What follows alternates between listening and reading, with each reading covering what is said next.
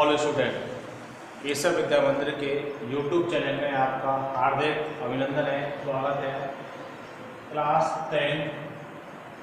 10 विषय विज्ञान में हम लेसन नंबर 6 चल रहा है आपका। लेसन नंबर 6 है, पाठ का नाम रासायनिक अभिक्रिया। रासायनिक अभिक्रिया एवं उत्प्रेरक। मतलब पाठ का नाम है रासायनिक अभिक्रिया एवं उत्प्रेरक क्या होते हैं। अब तक की वीडियो में हमने रासायनिक अभिक्रियाओं के प्रकारों के बारे में समझा था। तो रासायनिक अभिक्रियाओं में जैसे हमने एक बालक के द्वारा, विद्यार्थी के द्वारा एक टॉपिक समझ नहीं आया था, उसको हम रिपीट कर देते हैं। जैसे उसने पूछा था टॉपिक ऑक्सीकरण अपचयन। ऑक्सीकरण व अपचयन जो होता है, ऑक्सीकरण व अपचयन की आधुनिक अवधारणा के बारे में पूछा था। तो इलेक्ट्रॉन की ऑक्सीकरण व अपचयन की आधुनिक अवधारणा क्या होती है। तो इसमें आपको एक बात ध्यान रखनी है, ऑक्सीकरण की आधुनिक जो अवधारणा होती है, ऑक्सीकरण की आधुनिक अवधारणा में हमें ध्यान रखना है कि ऑक्सीकरण की आधुनिक अवधारणा इलेक्ट्रॉन के आदान प्रदान के आधार पर देखी जा सकती है। मतलब ऑक्सीकरण की जो आधुनिक अवधारणा है वह इलेक्ट्रॉन के लेन देन के आधार पर होती है।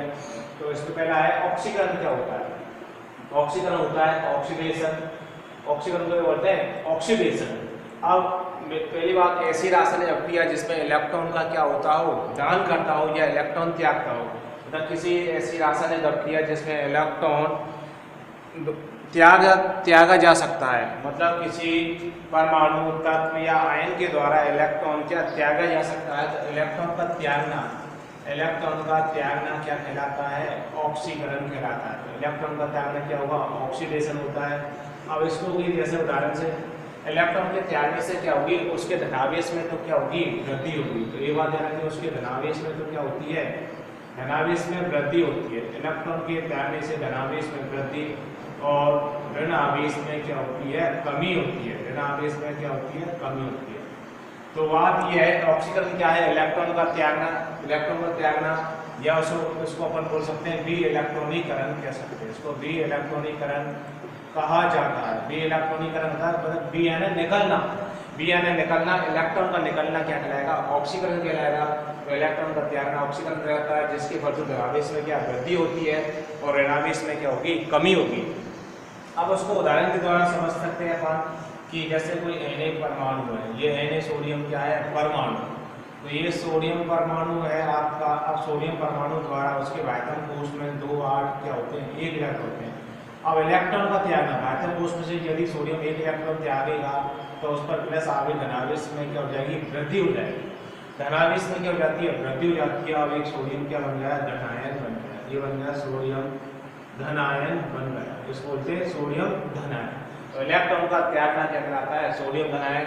अब इसके आयतन कोश में 2 8 इलेक्ट्रॉन हुए, 2 8। तो सोडियम परमाणु ने 1 इलेक्ट्रॉन त्यागा था, उसके धनावेश में क्या हुई, वृद्धि हुई। तो इस प्रकार इसमें देखो प्रोटॉन कितने हैं, 11, इलेक्ट्रॉन कितने हैं, 11 है। ठीक, अब इधर प्रोटॉन कितने हैं, +11 और इलेक्ट्रॉन है -10 है। तो धनावेश में क्या हुई, वृद्धि हुई और ऋणावेश में क्या हुई, कमी हुई।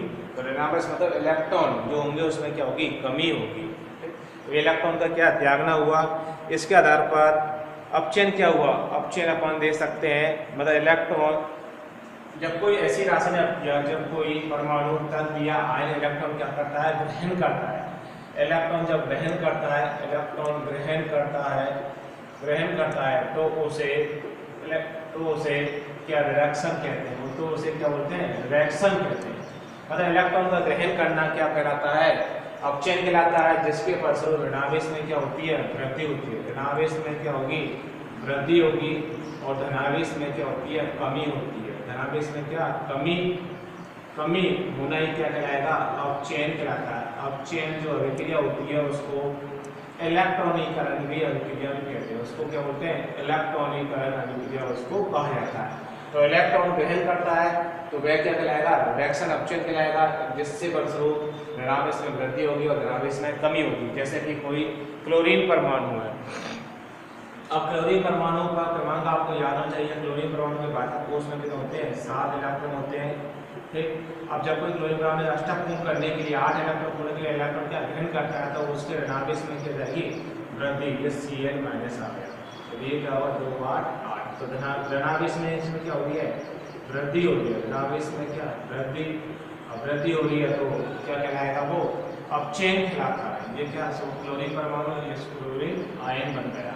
तो इस प्रकार से अपन को इलेक्ट्रॉन त्यागना, इलेक्ट्रॉन अध्ययन करने के आधार पर जो आधुनिक अवधारणा है धनावेश में वृद्धि और ऋणावेश में वृद्धि के आधार पर अपचयन अपचयन का आधुनिक अवधारणा समझ सकते हैं। तो ये रासायनिक अभिक्रियाओं के प्रकारों के अंतर्गत है। अब आज की वीडियो में अपना टॉपिक आ रहा है आपका कि रासायनिक अभिक्रिया की गति या वेग के आधार पर अभिक्रियाओं के प्रकार। रासायनिक अभिक्रियाओं की गति व वेग के आधार पर अभिक्रियाएं कितने प्रकार की होती हैं। तो अभिक्रिया की गति टॉपिक है आपका अभिक्रिया की गति। अभिक्रिया की गति या उसके वेग के आधार पर या उसके वेग के आधार पर रासायनिक अभिक्रियाओं के प्रकार। तो आज की वीडियो में अपना टॉपिक है कि रासायनिक अभिक्रिया की गति व उसके वेग के आधार पर रासायनिक अभिक्रियाओं के प्रकार क्या होते हैं। रासायनिक अभिक्रियाओं के प्रकार, तो वेग और उसकी गति के आधार पर रासायनिक अभिक्रियाओं के प्रकार अपन पढ़ेंगे। रासायनिक अभिक्रियाओं की गति व उसके वेग के आधार पर अभिक्रियाएं 2 प्रकार की होती हैं। अभिक्रियाएं 2 प्रकार की होती हैं। पहली है मंद अभिक्रिया। मंद अभिक्रिया, मंद अभिक्रिया, पहली अभिक्रिया कौन सी है, मंद अभिक्रिया, जिसको कि धीमी अभिक्रिया कहते हैं। मंद अभिक्रिया मतलब रासायनिक अभिक्रिया की गति व उसके वेग के आधार पर 2 प्रकार की अभिक्रिया होती हैं। पहली है मंद अभिक्रिया। तो वे अभिक्रियाएं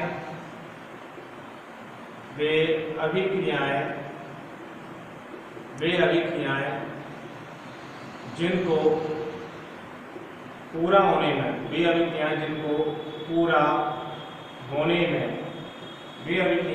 पूरा होने में कई घंटे दिन साल लग जाते हैं। मतलब कई घंटे व दिन साल क्या लग जाते हैं, उन्हें क्या बोलते हैं, मंद अभिक्रिया कहते हैं। जैसे वे अभिक्रियाएं जिनको पूरा होने में कई महीने दिन घंटे, कई दिन व घंटे लग जाते हैं, अर्थात अभिक्रिया पूर्ण होने में, अभिक्रिया के पूर्ण होने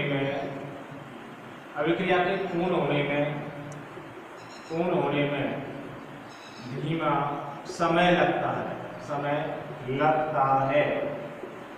तो बात ये आ रही, मंद जो अभिक्रिया होती हैं वे रासायनिक अभिक्रिया जिनको कि पूरा होने में, मतलब उनकी प्रोसेस पूरा होने में कई वर्ष, कई महीने, कई दिन व आगे क्या लग जाते हैं, कई घंटे, वर्ष आदि लग जाते हैं।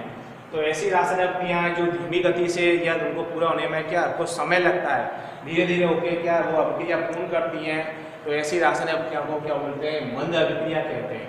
मतलब हाल फिलहाल ये अभिक्रियाएं क्या पूर्ण होती हैं जल्दी से, तो इनको पूरा होने में कई महीने, वर्ष, दिन, घंटे और लग जाते हैं। तो अभिक्रिया को पूर्ण होने में जो धीमा समय लगता है, धीमा क्या प्रोसेस जो होती है, उसको क्या बोलते हैं, अभिक्रिया, मंद अभिक्रिया कहते हैं। अब जैसे कि उदाहरण है आपका लोहे में जंग लगना, लोहे पर जंग लगना। अब आज अपन देख अपने घरों में देखोगे अपन के जो किवाड़ होते हैं लोहे के, जो ये लोहे के कोई पदार्थ या वस्तु होती हैं, तो धीरे धीरे तो एकदम तो खराब वो वस्तुएं होती नहीं है, तो उनको वस्तुओं को जंग लगने का, खराब होने पर क्या काफ़ी लंबा समय लग जाता है। कुछ दिन लग जाते हैं, कुछ महीने लग जाते हैं, कुछ वर्ष भी लग जाते हैं। तो जैसे लोहे पर जंग लगना, लोहे पर जंग लगने की प्रोसेस भी क्या है, एक मंद अभिक्रिया का क्या है उदाहरण है, जिसको कि पूरा होने में काफ़ी क्या समय लगता है। और लोहे पर जंग लगना जैसे कि लोहा जो होता है वायुमंडल में क्या है, खुला पड़ा रहता है। लोहा वायुमंडल में खुला पड़ा रहता है और वायुमंडल में जो होती है नमी होती है, ऑक्सीजन होती है। तो लोहा वायुमंडल से ऑक्सीजन नमी से क्या करता है, अभिक्रिया करता है और O3.H2O का क्या करता है, निर्माण करता है। ये जो Fe2O3 है इसको बोलते हैं फेरिक ऑक्साइड। Fe2O3 को बोलते हैं फेरिक ऑक्साइड। फेरिक ऑक्साइड एक जंग युक्त क्या है, लोहा है। जंग युक्त इसको लोहा कहा जाता है। Fe ऑक्साइड को क्या कहता है, जंग युक्त लोहा, उसको अपन कहते हैं। तो Fe वायुमंडल की ऑक्सीजन व जल से क्या अभिक्रिया करता है और Fe2O3 बना लेता है। अब यहाँ देखो दो Fe है, अभिकारक की तरफ Fe के परमाणु क्या दो हैं, दो Fe हो गए। ऑक्सीजन कितनी है, दो और एक तीन, ये तीन और ये चार हो गए, तो दो Fe। हाइड्रोजन कितनी है, दो है। इस प्रकार क्या है, अभिक्रिया का पूर्ण हो जाती है। तो ऐसी रासायनिक अभिक्रिया जिसको पूर्ण होने में कितना समय लगता है,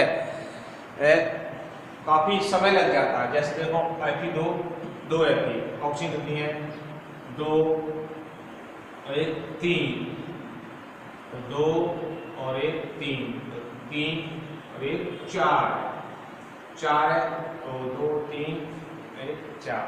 तो इस प्रकार इसको संबंधित करते हैं Fe2O3 को 2H2O।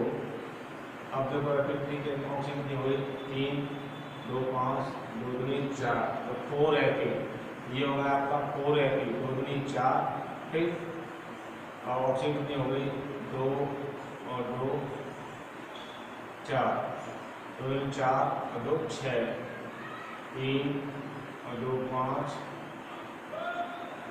दो दो दिया छः, छः दो आठ। इस प्रकार के क्या संतुलित कर सकते हैं। यदि इसको संतुलित नहीं करें तो इस प्रकार ये क्या कंप्लीट हो जाएगा Fe, दो Fe।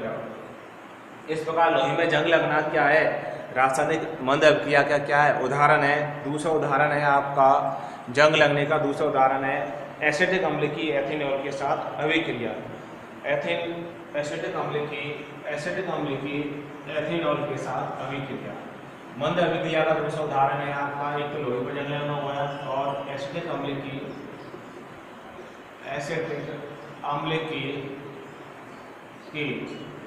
एथेनॉल के साथ अभिक्रिया। एथेनॉल के साथ अभिक्रिया क्या है, मतलब एसिटिक अम्ल की एथेनॉल के साथ अभिक्रिया को समझाना है अपन को। तो अब एसिटिक अम्ल ले लें, CH3 डबल बॉन्ड OH, ये है एसिटिक अम्ल का हो गया आपका CH3 CH2OH, ये है एथेनॉल, इसको बोलते हैं एसिटिक अम्ल, इसको बोला जाता है एसिटिक अम्ल। ये आपका है एथेनॉल, जिसको कि एथिल अल्कोहल कहते हैं।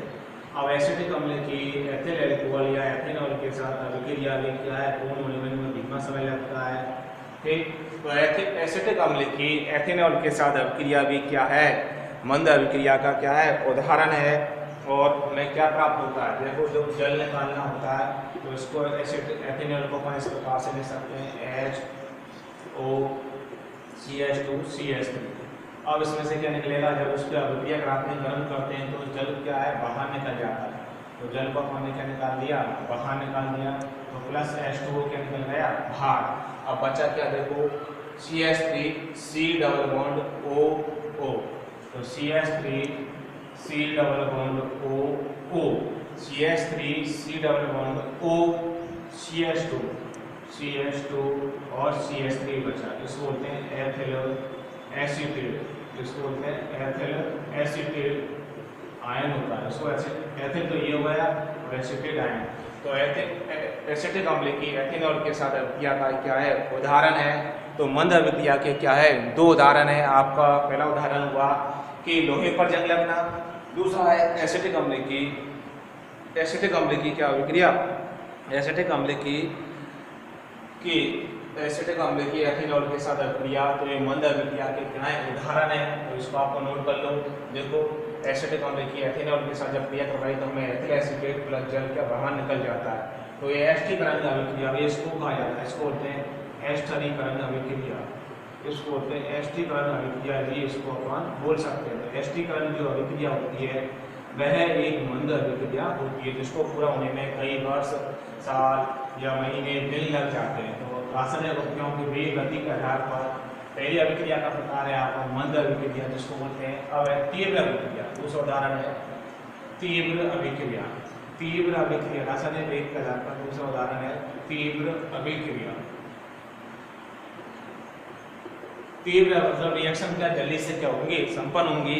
तो वे अभिक्रियाएं जिनमें अभिकारक तेजी से आपस में मिलते हैं, पुराने बंध टूटकर नए बंधकों का निर्माण होता है। वे अभिक्रिया जिसमें वे अभिक्रियाएं वे अभिक्रिया जिसमें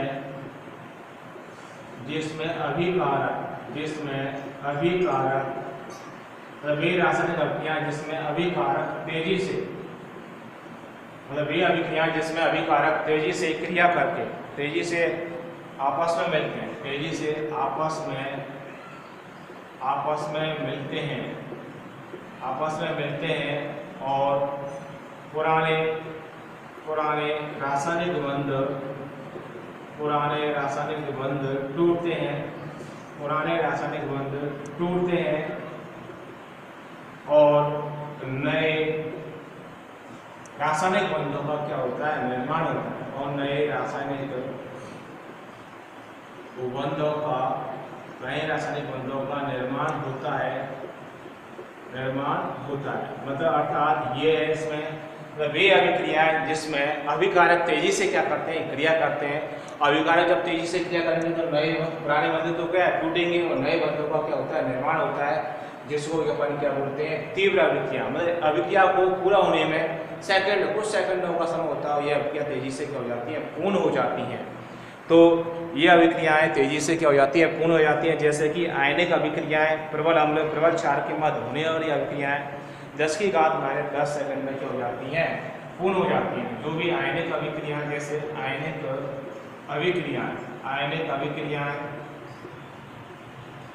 अभिक्रियाएं और प्रबल अम्ल व प्रबल क्षार आयनिक अभिक्रियाएं प्रबल अम्ल व प्रबल क्षार के मध्य होने वाली अभिक्रियाएं। आयनिक अभिक्रियाएं प्रबल अम्ल व प्रबल क्षार के मध्य होने वाली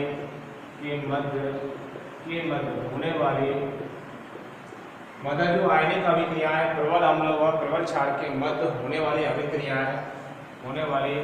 आरक्षण होती है अभिक्रिया, रासायनिक अभिक्रियाएं 10⁻⁻10 सेकंड में क्या हो जाती है, पूरी हो जाती है। मतलब जो आयनिक जो अभिक्रिया होंगी जैसे प्रबल अम्ल और प्रबल क्षारों के मध्य में होने वाली जो अभिक्रिया है वह 10⁻⁻10 सेकंड में क्या पूर्ण हो जाती है। अर्थात इसका मतलब यही है कि ऐसी रासायनिक अभिक्रिया जिनको पूरा होने में तीव्र गति से वो जल्दी से संपन्न हो जाती है, तो तेजी से क्या संपन्न करती है, पलक झपकते क्या ये रिएक्शन पूरा हो जाती है, उसमें ज़्यादा टाइम नहीं लगता है। तो ये तीव्र गति से होने वाली अभिक्रियाएं तीव्र अभिक्रियाएं कहलाती हैं।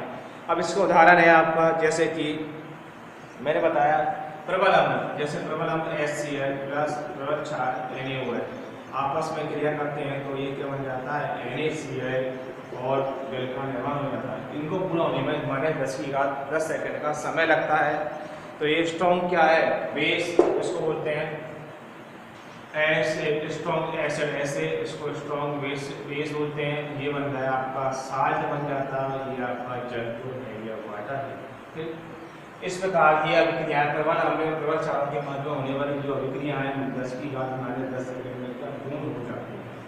तो ये क्या रिएक्शन है, तो जो भी है ये क्या जल्दी से सेकंडों में क्या पूर्ण हो जाती है, 10⁻10 सेकंड में क्या पूर्ण हो जाती हैं। अब है AgNO3 पौधों के प्रकाश संश्लेषण की क्रिया भी तीव्र अभिक्रिया का उदाहरण है। AgNO3 प्लस HBr दूसरी रिएक्शन है AgNO3 प्लस HBr। अब ये जो आयनिक अभिक्रिया है प्लस माइनस। अब क्या बन गया, ये बन गया तो आपको HBr तो क्या है, संग लग रहा है। अब बात आती है इसमें AgBr, इसको क्या बोलते हैं, AgBr2, इसको बोलेंगे AgBr, सिल्वर ब्रोमाइड। तो 1 2 AgBr प्लस, अब बचा क्या आपका, तो AgBr ये प्लस गया माइनस के पास, ये गया HNO3 प्लस, क्या बन गया, HNO3 बन गया। तो ये जो आयनिक अभिक्रियाएं तीव्र गति से क्या हो जाती हैं, संपन्न हो जाती हैं। पौधों में प्रकाश संश्लेषण की अभिक्रिया भी ये तीव्र अभिक्रिया का क्या है, उदाहरण बन जाता है। मतलब एग्जाम्पल है, पौधों में पौधों में प्रकाश संश्लेषण, पौधों में प्रकाश संश्लेषण की अभिक्रिया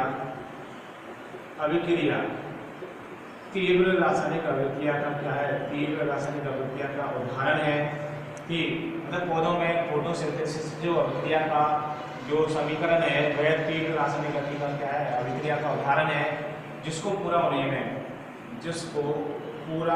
में 10 की घात -12 सेकंड का क्या लगता है? समय लगता है। तो ये तीव्र अभिक्रिया के क्या है? कुछ उदाहरण है। मतलब जिसके अर्ध आयु काल का मान, मतलब जिसके अर्ध आयु काल का मान कितना होता है? 10 की घात माना होता है। अर्ध आयु काल का मान, पौधों की रासायनिक अर्ध आयु काल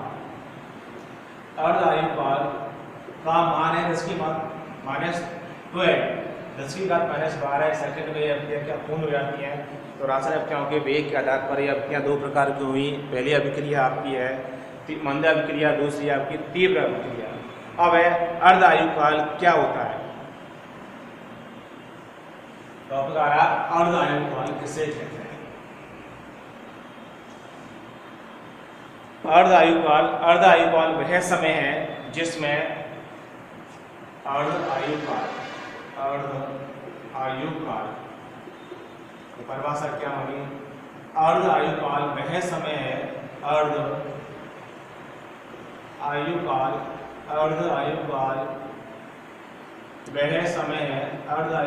वह समय है। वो कह रहा है कि जो अर्ध आयु काल होता है वह समय है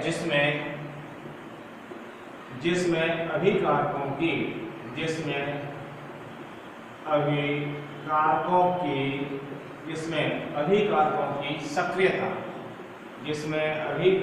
की सक्रियता के आधार पर, मतलब अर्ध आयु काल वह समय है जिसमें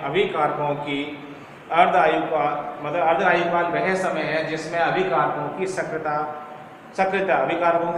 अपने प्रारंभिक मान से, मतलब अर्ध आयु काल वह समय है जिसमें अभिकारकों की सक्रियता अपने समय से आधी रह जाती है। अपने समय से क्या रहती है? आधी रह जाती है। वह क्या कहलाता है? अर्ध आयु काल कहलाता है। अर्ध आयु काल वह समय है जिसमें अभिकारकों की सक्रियता अपने समय से क्या रह जाती है? आधी रह जाती है, उसे अर्ध आयु काल कहते हैं। मतलब वह समय जिसमें अभिकारकों की आधी मात्रा उत्पाद में बदल जाती है। अर्थात वो कह रहा है कि वह समय जिसमें अभिकारकों की आधी मात्रा, अर्थात वह समय जिसमें अभिकारकों की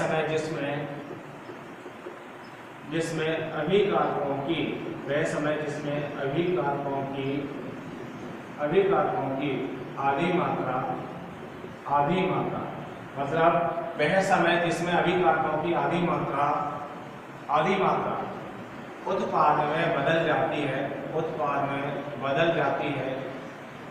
उत्पाद में बदल जाती है, जिसे क्या बोलते हैं? अर्ध आयु काल कहते हैं।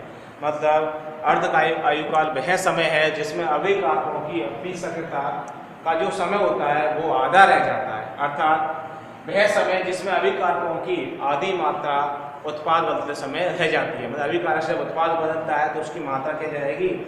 आधी रह जाती है। तो इस प्रकार हमने आज की वीडियो में रासायनिक अभिक्रिया की गति व उसके वेग के आधार पर अभिक्रियाएं पढ़ी। दो अभिक्रिया होती हैं, उसके वेग और गति के आधार पर। मंद अभिक्रिया के उदाहरण है आपके लोहे में जंग लगना और एसिटिक अम्ल की एथेनॉल के साथ अभिक्रिया का उदाहरण है। अब तीव्र अभिक्रिया है पौधों में प्रकाश संश्लेषण क्रिया, ठीक। और प्रबल अम्ल प्रबल क्षारों के माध्यम में होने वाली अभिक्रिया क्या है? तीव्र गति से अभिक्रिया का उदाहरण है, जिनको पूरा होने में क्या 10 की घात -10 सेकंड का समय लगता है। जो भी आयनिक अभिक्रिया है वो भी तीव्र गति का क्या है? उदाहरण है। और अर्ध आयु काल क्या होता है? उसका भी क्या है? तीव्र गति की अभिक्रिया के उदाहरण को समझा जा सकता है। तो आज की वीडियो में हमने रासायनिक अभिक्रियाओं के वेग गति के आधार पर दो अभिक्रियाएं पढ़ी। और जो भी हम वीडियो भेजते हैं उसको ज़्यादा से ज़्यादा लाइक करें, सब्सक्राइब करें। जो भी समस्या हो फोन के माध्यम से पूछ सकते हैं। पार्ट के एंड में इसकी PDF फाइल भेज दी जाएगी। Thank you.